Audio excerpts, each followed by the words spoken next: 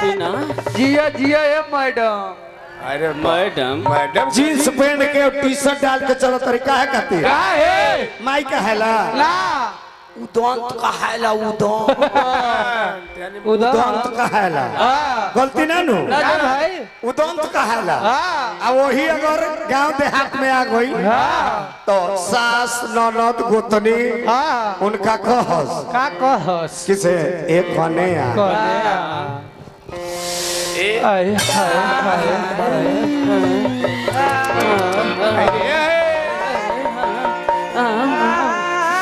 जी एक बने आ लड़का के दूध ना पिया देबा ना पिया दे लड़का रोवता कल कि मैं दूध नहीं पियाऊंगी क्यों नहीं पियागी? मैं दूध पिएबे न करूंगी क्यों मैं दूध पियाऊंगी तो मेरा स्टैंडर्ड लूज हो जाए स्ट्रेंजर बने बाबू, स्ट्रेंजर बने। दूध पियोला चूची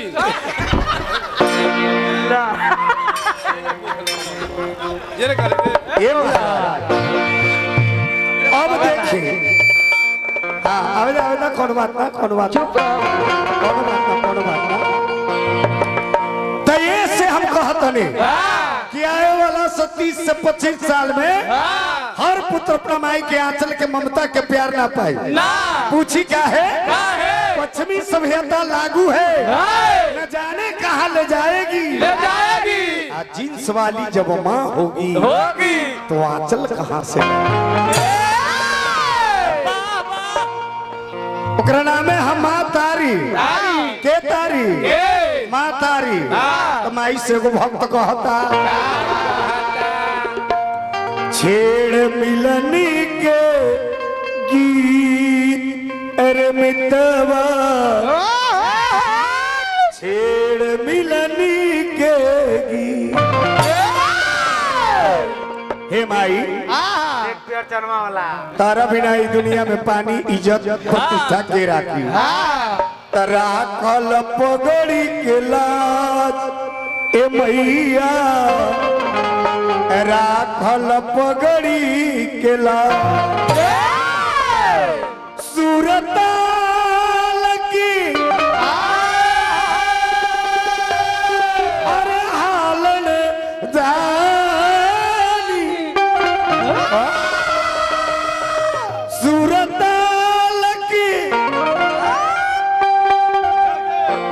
अरे हालन जानी उखड़ल बाड़ू राखल पगड़ी ए मैया राखल पगड़ी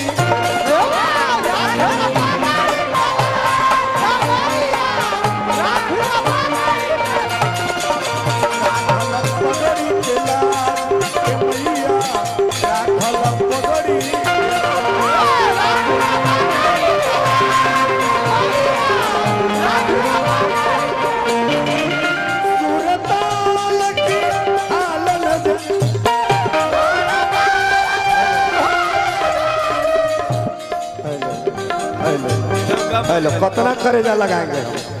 सूरत लगी आलन जानी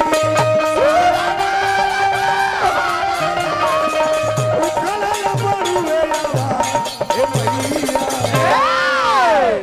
राखल पगड़ी के लाज